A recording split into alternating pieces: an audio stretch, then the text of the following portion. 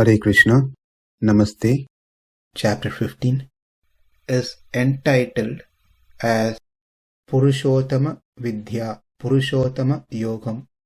Sloka 15, Part 6. Sarvasya cāhaṁ hṛdi sanniviṣṭo mattaḥ smṛtir jñānam apohanaṁ ca vedesya sarvair aham eva vedyo vedānta-kṛd veda-vid cāham. In the first session of the sloka, why Krishna is moon, Krishna is sun, Krishna is fire, and so forth. It's because he is situated in the heart of all the beings, as he stated in the first line of the sloka, sarvasya cāhaṁ hṛdi sanniviṣṭo. And then what do you do, being in the heart region? The second line says, mattaḥ jñānam apohanaṁ ca. The remembrance, knowledge, and forgetfulness comes from me. For anything to be known, there are 4 things that are required. Without these 4, one cannot derive a proper knowledge, proper understanding. The 4 things are pramanam, prameyam, pramata, pramiti. Pramanam means the valid source of knowledge. Prameyam is object of knowledge. Pramata is the agent.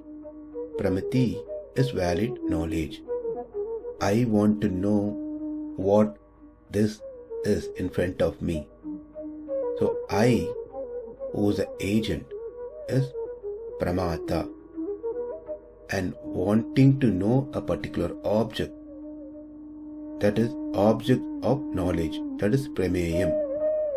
I have an apple in front of me. I want to know what this is. So I, who wants to know what this is pramata, and that which is need to be known is prameyam. And the valid source, the tool that helps to obtain the knowledge of this object is pramanam.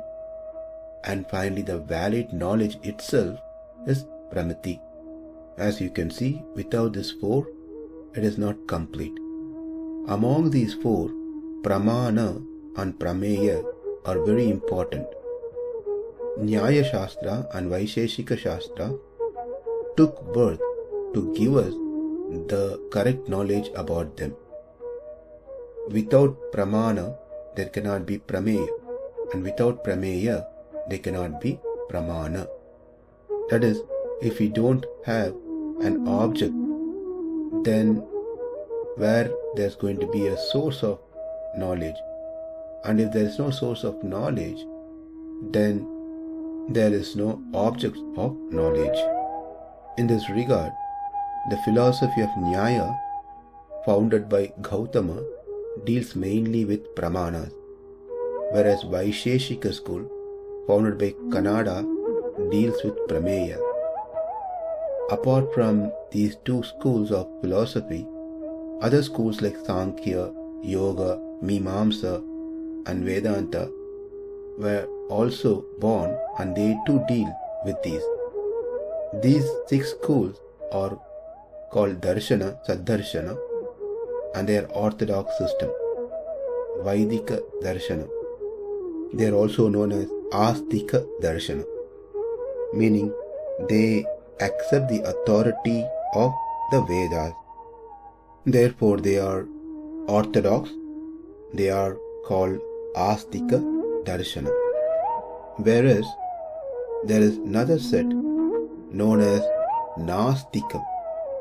They do not accept the authority of the Vedas. They deny it. Therefore, Nastikas.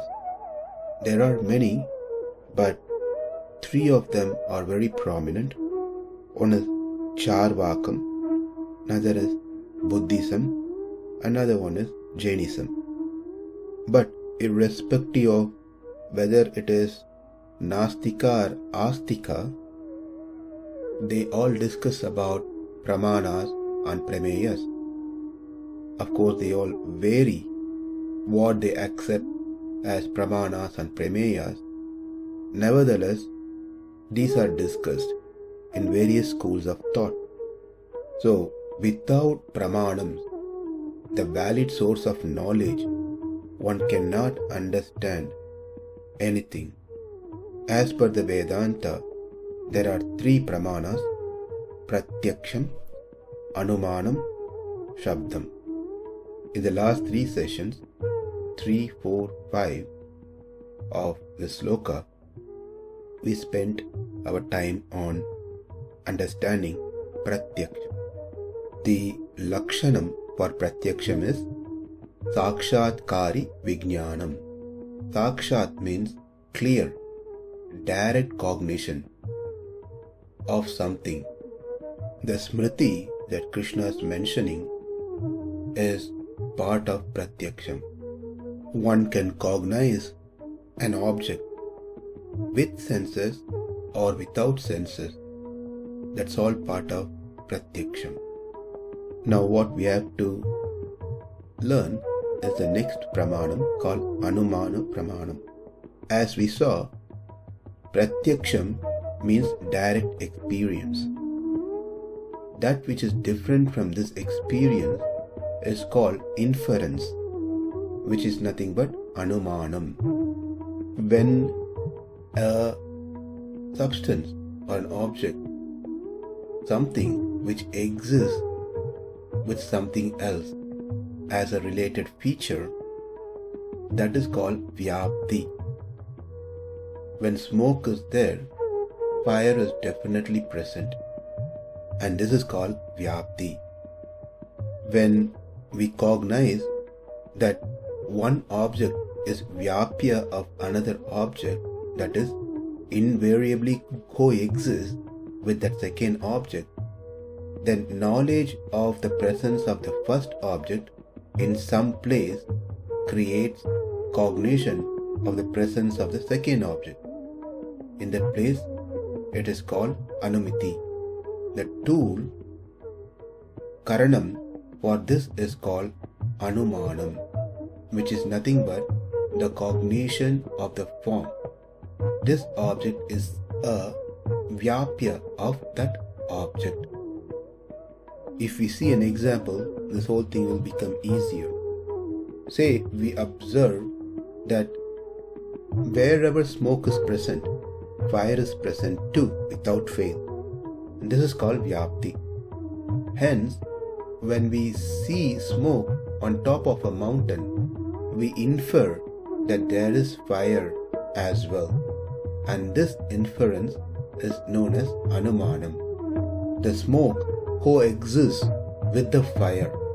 Therefore, when I see the smoke, the fire comes to my mind. Since I know that smoke cannot exist without fire through my past experiences which I have seen, therefore, when I saw the smoke, I infer that fire exists there. This is anumanam. There is a fire in the mountain. This knowledge by itself is not sufficient enough. In addition to that, one needs to know that smoke is not separated from the fire. It doesn't exist without fire. This knowledge is very much needed. Just knowing there is a smoke on top of the mountain is not going to bring anything. But knowing that smoke does not exist without fire is very important, because that is what is going to make this as a pramanam, anumana pramanam, knowledge through inference. Now we are going to learn two new terms, vyapyam and vyapakam. In the example that we saw now, the smoke and fire, the smoke is vyapya, whereas the fire is vyapakam. Vyapya always coexists with vyapaka. that is, the smoke always exists with fire, whereas the other way around is not necessarily true. The fire can exist, the vyapaka can exist without vyapyam, without the smoke. Now let's understand more about vyapya first. The lakshanam that is being told for vyapyam is anadika desha kala vritti vyapyam, that which does not exist in additional places. It only exists wherever the vyapyam is there. It will not exist in other places where there is no vyapyam. We don't see smoke in a pond because fire doesn't exist in the pond.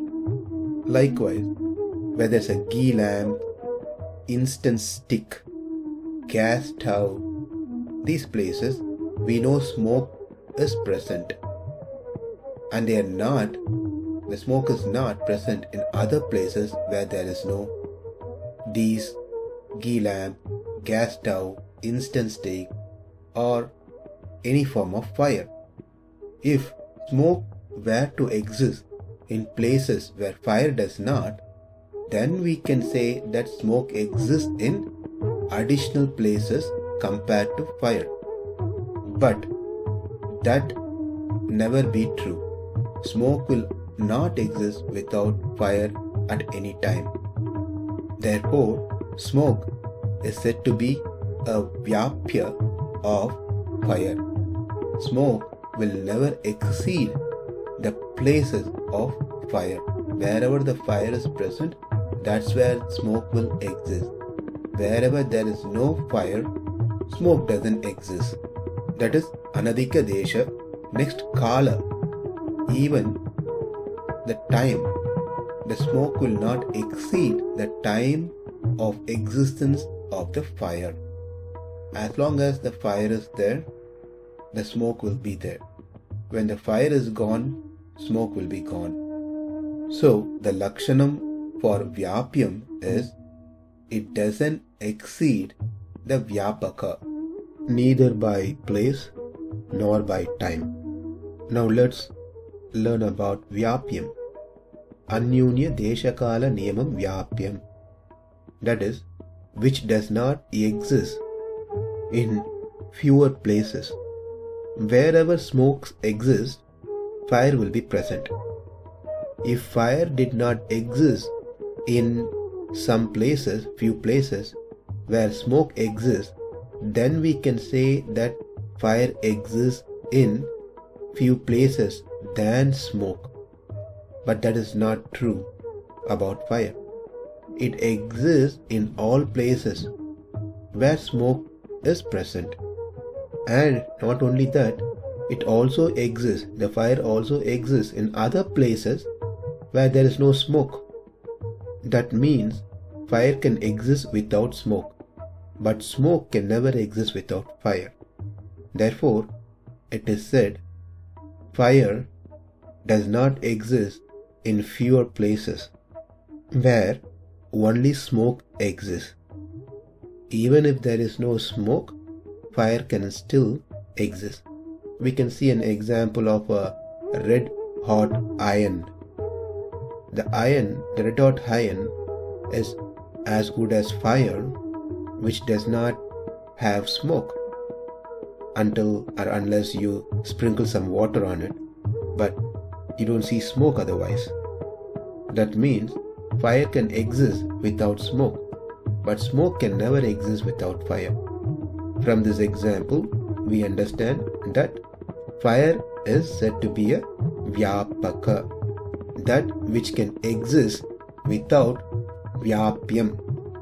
Fire can exist without smoke, whereas vyapyam, that is smoke, cannot exist without vyapakam, the fire. Therefore, smoke is a subset of fire. Consider a big circle and mark it as fire, and inside that big circle draw another small circle, mark it as smoke. So we can see from that the smoke exists within fire, and that inner circle of smoke cannot exist outside the fire circle. But the fire can exist without the smoke because the smoke is a smaller inner subset, a circle within the fire. There are areas, space between the smoke circle and the fire circle where fire can exist by itself without smoke. To summarize, we saw three things under Anumana Pramanam: Vyapti, Vyapyam and Vyapakam. Vyapti in English, invariable concomitance, that is, object B exists with something else, object A, as a feature, as a related feature. That is known as Vyapti. Say when we see an object, mark it as, say, number 2, and that number 2 object is of coexistence with another object number 1. When we see object 2, it creates a cognition, awareness, knowledge of the presence of object 1, because object 2 cannot exist without object 1. This object 2 is of object 1 is the inference that we make, and that is called Anumanam. In the Anumanam, it is very important not just to have knowledge of object 2, but also the knowledge of object 2 exists because of object 1. Therefore, object 1 is present there. This is Anumanam. In this, object 2 is Vyapyam and object 1 is Vyapakam. Vyapyam does not exist in any additional places other than where Vyapakam is there. That is, object 2 does not exist in additional places if object 1 doesn't exist. Another point is, object 2 only remains during the time period of object 1 existence. That is Vyapyam. Whereas Vyapaka, that is object 1, does not exist in limited spaces. It exists in other places, additional places as well, where there is no object 2. And also it is not limited by the time. So the fire and smoke example is very appropriate to understand this one. And this Vyapti, Vyapyam, Vyapakam are important to be known to understand this Anumana Pramanam, because it's all based on these three things that we just saw in this section. There are some more that we need to learn about Anumana Pramanam that will continue in our next session. Namaste. Hare Krishna.